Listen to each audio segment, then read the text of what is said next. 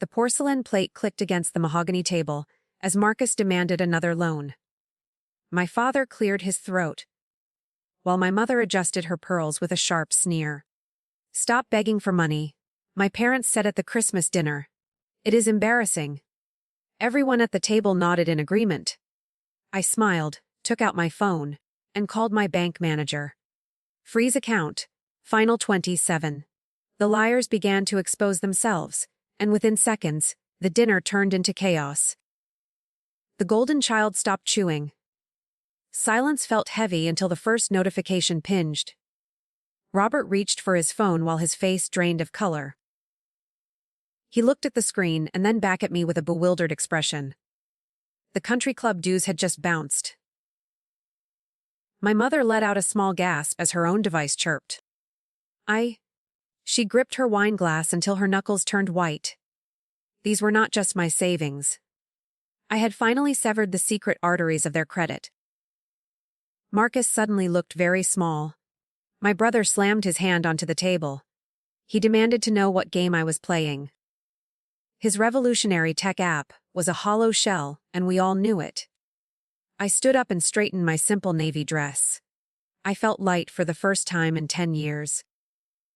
My father tried to stand, but his knees seemed weak. He looked like a man watching his reflection shatter. The towering Christmas tree dripped with ornaments I had paid for. The festive lights flickered. 8 months ago, I sat in a cold clinic alone. My kidneys were failing and nobody answered my calls. They were too busy spending my commissions on designer napkins and luxury leases. I watched the doctor speak, but I only thought of my bank balance. My family viewed my health as a financial inconvenience. That day I realized my kindness was actually a congenital weakness. I decided to build a vault. I began documenting every single forged signature. The paper trail was long. Eleanor began to weep with practiced precision. She begged me to think of the family reputation. I pointed to the silver gravy boat and the imported linens. Those were bought with money stolen from my future. The bank audit was already starting at the primary branch. Robert whispered that I was ruining them on Christmas. I reminded him that he ruined me years ago. He had mortgaged the house 3 times without my consent. His stoic mask was now a jagged mess. I grabbed my coat and ignored the rising screams. Marcus was shouting about his investors, while Chloe stared at her dead credit card. They were trapped in a house of cards they could no longer afford. I walked toward the front door without looking back. The crisp night air tasted like oxygen after years of drowning. I got into my modest sedan and turned the key. Behind me, the beautiful house on the hill went dark. I was finally going home alone.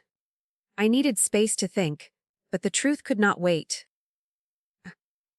Snowflakes swirled against my windshield as I drove toward the city library. My hands trembled against the steering wheel while the heater hummed. I needed the public terminal to access records they could not trace. The family would likely try to scrub the digital evidence before morning. I parked in the shadows and walked toward the heavy stone entrance. My heart hammered against my ribs like a trapped bird. The silence of the stacks felt ominous tonight. I sat at a back desk and entered the property database. The blue light of the screen made my pale skin look ghostly. I pulled the deed for the Willow Creek house and froze. There was a third mortgage filed only 6 months ago. My father had used my identity to secure another massive loan. The documents bore a signature that looked exactly like mine. He had perfected the forgery over years of practice. I felt a cold chill. Nearby, a printer began to whir as I collected the proof. I saw permits for an expensive roof renovation that never happened. The money had simply vanished into Robert's hidden brokerage account. He was gambling with the very walls over our heads. A soft footstep echoed behind me in the empty aisle. I turned quickly but saw only shadows between the tall shelves. My phone vibrated with a text from Marcus. It was a single bloody threat. I shoved the papers into my bag and hurried toward the exit. The librarian did not look up from her desk. I stepped into the frigid night and scanned the parking lot. A sleek black sedan was idling near my modest car.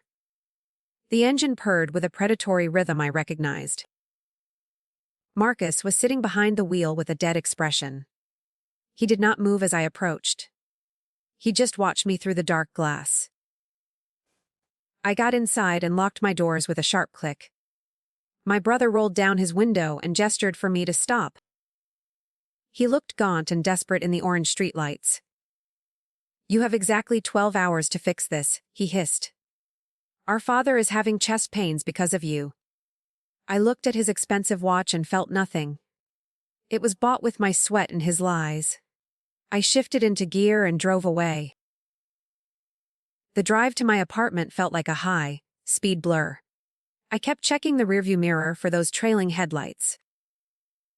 My phone rang with an unknown number, but I ignored it. Naomi had warned me they would use medical guilt as a weapon.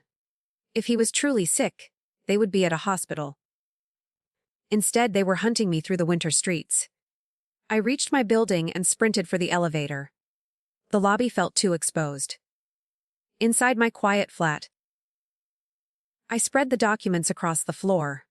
The forgery was so precise it almost fooled me. I realized then that Robert had planned this exit for years. He knew the house of cards would eventually fall on me. I reached for my laptop to send the files to the bank. A heavy thud sounded against my front door. Someone was standing in the hallway. Then the handle began to turn slowly. I stood motionless as the deadbolt strained against the external pressure. My heart hammered against my ribs while I gripped a heavy brass lamp. The handle rattled once more before a familiar, jagged cough sounded. It was not Marcus or my father waiting in the dim hall. My mother's voice filtered through the wood, thin and desperate. She was not demanding money, but begging for an audience. I slowly turned the latch. Eleanor fell into the room. She looked fragile in the harsh fluorescent light of my foyer. Her expensive coat was stained with melting slush and gray street grime. She did not reach for me with a hug. Instead, she clutched a leather portfolio to her chest.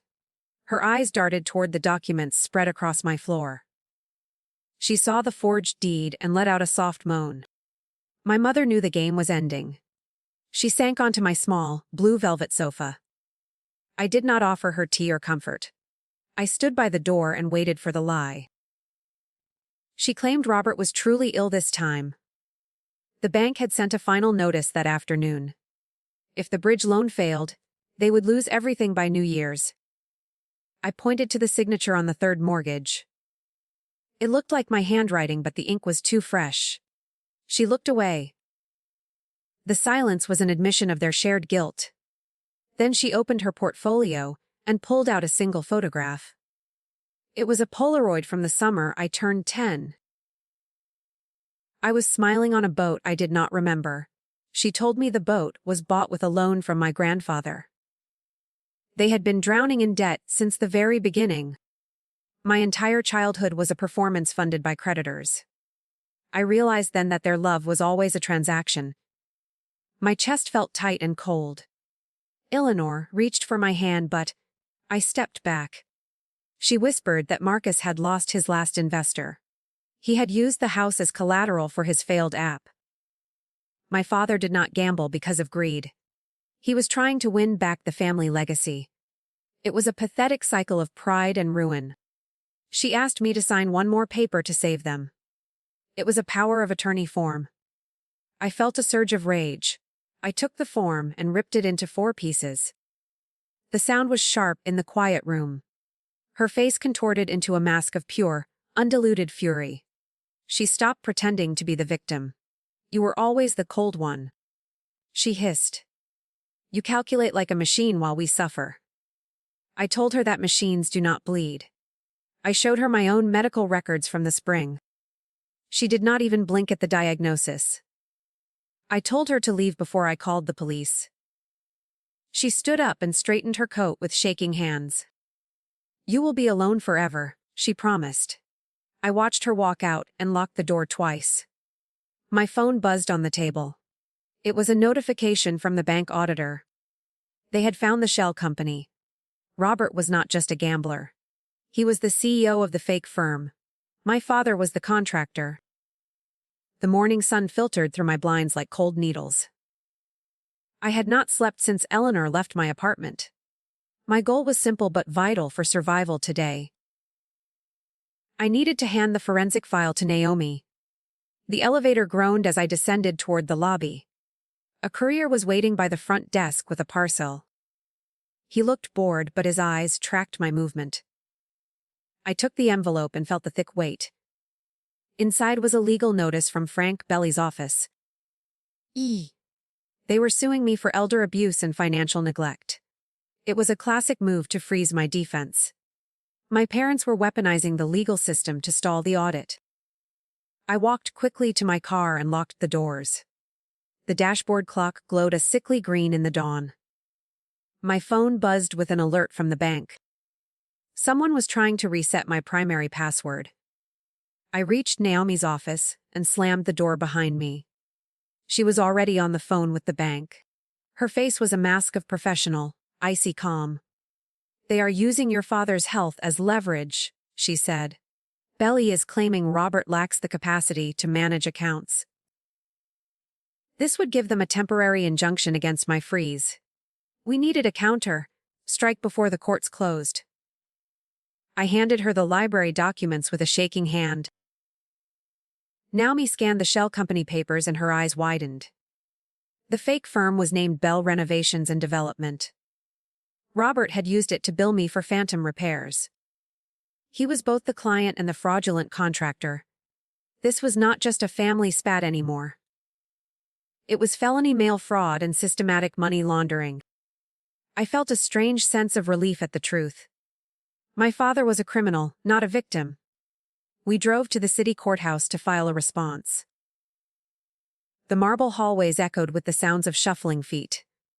I saw Frank Belli standing near the clerk's window. He looked polished in his silk tie and gray suit. He smiled at me like a shark smelling blood. "Your father is in the hospital, Remi," he said softly. I told him he was late for his audit. His smile twitched and his eyes went very dark. We submitted the forensic audit to the presiding judge. The paper trail proved the flow of stolen funds clearly. Robert's gambling debts were linked to the renovation invoices. The power balance shifted the moment the clerk stamped the file. Belli's injunction was now a liability for his career. He turned and walked away without saying a word. I finally felt the heavy pressure begin to lift. We had won the first legal skirmish. I walked to the parking garage and breathed deeply. The cold winter air felt sharp and clean in my lungs. My phone rang and I saw it was Gina. The investigator from Adult Protective Services was calling me. I answered and expected a routine follow-up on the case. "Miss Bell." "We found something else in the house," she said. There was a safe in the basement floor. It contained a second set of birth certificates. My name was not Remi. The phone nearly slipped from my numb fingers as Gina's voice crackled. I sat in my car while the parking garage echoed with distant engines. My name was not Remi, and the world felt tilted.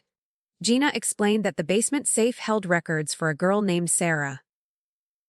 She was born 2 years before me in a different state. My parents had never mentioned a sister or a previous life. I needed to see those documents immediately. The silence in the car was suffocating. I drove back to the Willow Creek house with a hollow chest. The festive lights on the lawn looked like mocking eyes.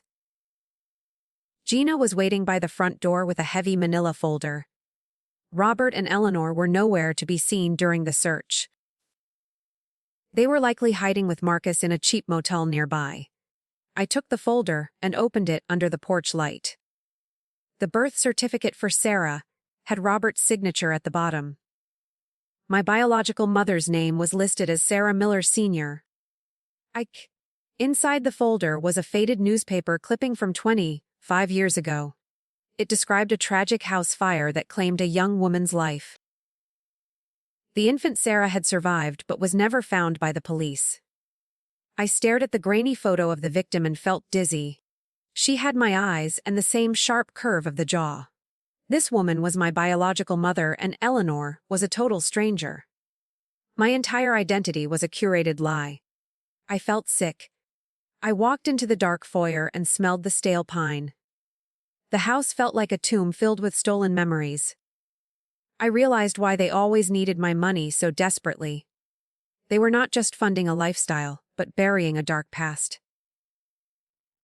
Every dollar I provided was hush money for their original sin. I found a small box hidden behind the grandfather clock. It contained a set of old keys with a rusted brass tag.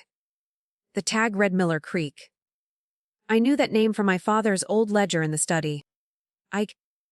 It was the location of the family's first failed business venture.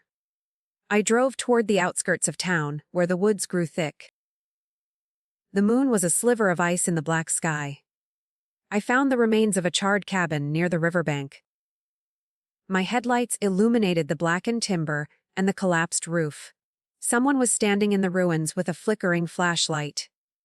It was Robert. He did not look surprised to see me standing there. His face was a mask of grief and ancient exhaustion. He told me that Sarah died in the fire long ago. They took me from the wreckage to replace the child they lost. Eleanor could not have children, and she was losing her mind. My money was supposed to pay back the world for their theft. He held out a small silver locket. It was engraved with the name Remi.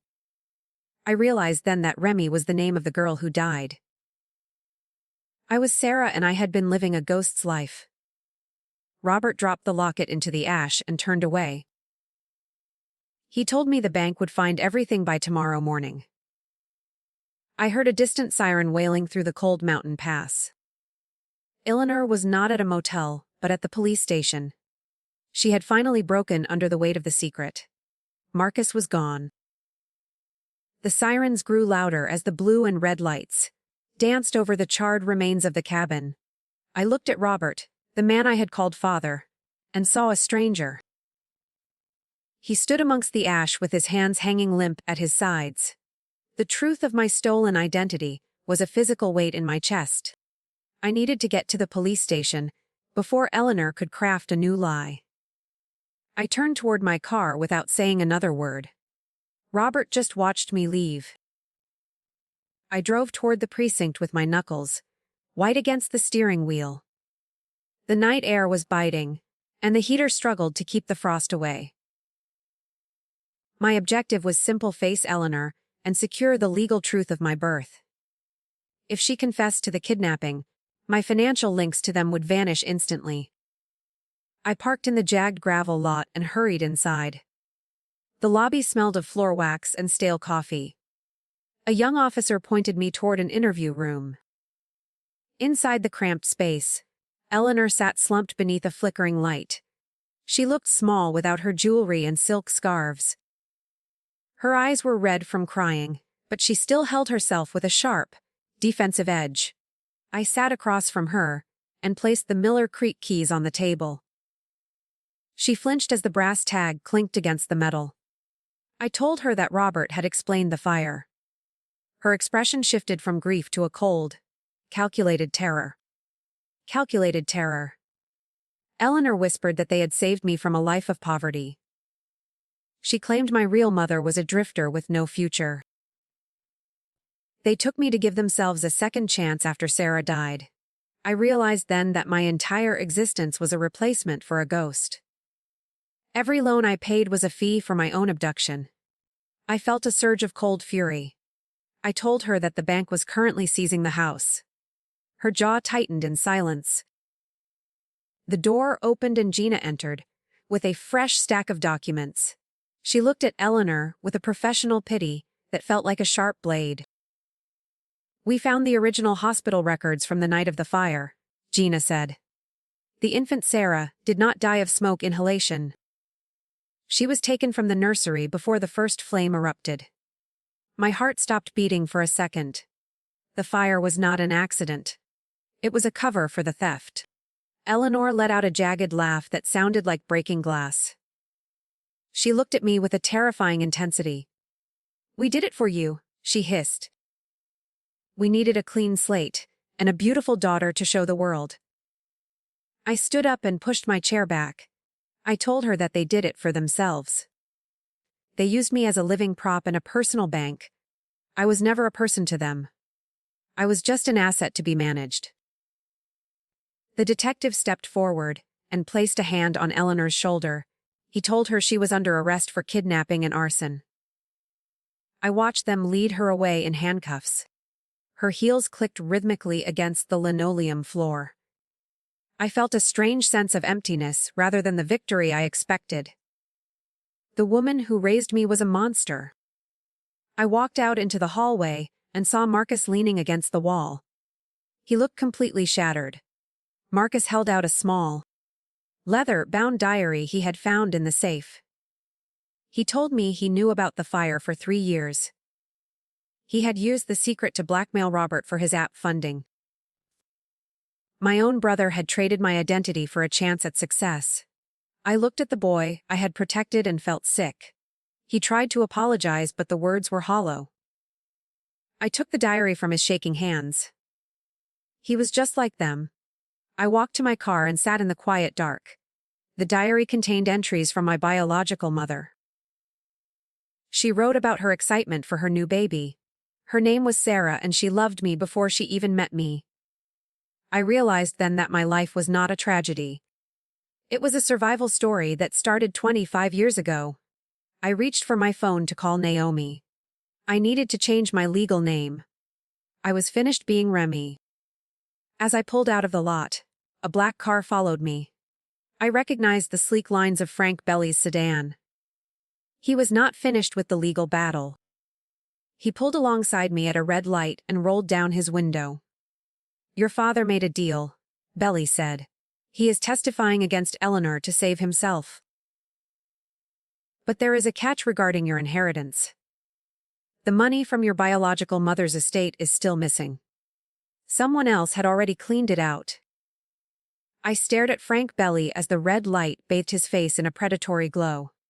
The missing estate was a final, jagged insult. My biological mother had left a legacy that Robert and Eleanor had systematically drained to fund their charade. I needed to find the transaction records before the trail went cold. I shifted into gear and sped away from the lawyer. The city felt like a labyrinth of ancient deceptions. I had to know where the money went. I was done being a victim. I drove straight to Naomi's office despite the late hour. The building was dark, but her window was a beacon of light. She was already digging through the secondary bank accounts we had previously flagged. I told her about the stolen estate and Belli's cryptic warning. Naomi pulled up a hidden ledger from the shell company's early years. We saw a series of offshore transfers to a trust in the Cayman Islands. The name on the account was not Robert or Eleanor. It belonged to Marcus. It belonged to Marcus. I felt a fresh wave of nausea as the reality hit me.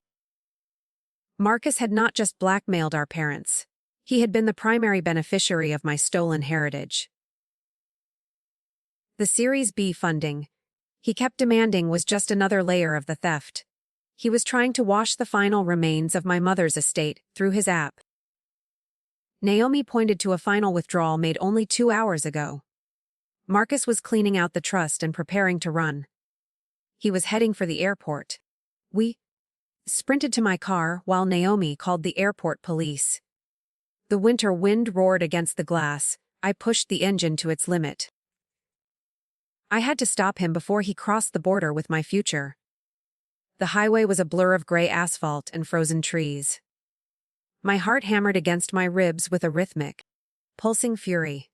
I reached the terminal and saw his car parked haphazardly at the curb. I jumped out before the engine even stopped. Naomi's legal clearance allowed the officers to intercept me at the security perimeter. I found Marcus at a crowded gate near the international wing. He was clutching a silver briefcase and looking at the departure board.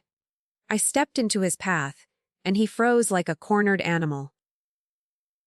The mask of the golden child was completely gone. I told him I knew about the trust and the offshore transfers. He tried to shove past me, but two officers stepped from the shadows. They took the briefcase from his shaking hands. He looked utterly defeated. The lead officer opened the case and revealed stacks of cold cash. It was the physical remains of a life they had all tried to erase. Marcus started to cry, but the sounds were hollow and selfish. He claimed he deserved the money for putting up with our parents. I looked at him and felt nothing but a wary sense of pity. He was a product of the lies they had built.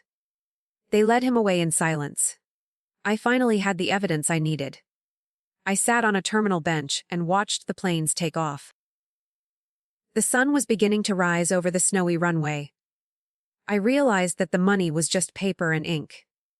The true inheritance was the truth I had finally reclaimed. I reached into my pocket and touched the locket Robert had dropped. It was a bridge to a past I was finally ready to face. I was Sarah, and I was finally free. The legal battle was almost over. I felt light. Naomi sat beside me and handed me a warm cup of coffee. She told me the bank had agreed to return the principal.